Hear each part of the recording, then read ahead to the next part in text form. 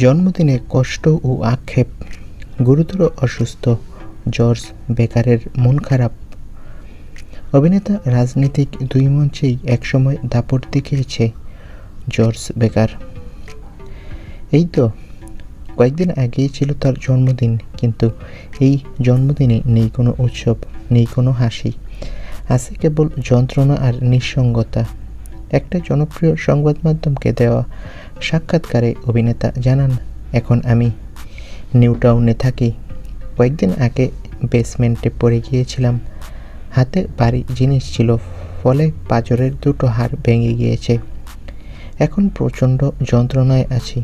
একসময় বড় পর্দার জনপ্রিয় মুখ ছিলেন তিনি। ভূতের ভবিষ্যৎ ছিল তার শেষ কাজ। এরপর যেন নিঃশব্দে হারিয়ে গেছেন আলো থেকে। প্রশ্ন করা হলো, আর অভিনয়ে ফিরবেন না? অভিনেতার দীর্ঘশ্বাস, আমি এখন আর খুব আগ্রহী নই। মনে হয় ইন্ডাস্ট্রিও আমায় ভুলে গেছে, কেউ খোঁজ রাখে না। কখনো যিনি দর্শকের প্রিয় নায়ক ছিলেন, আজ তার কণ্ঠে কেবল একটাই সুর, অবহেলার। এই জন্মদিনে তাই কেক নয়, শুধু ব্যথা আর নীরবতা ঘিরে রেখেছে জর্জ বেকারকে।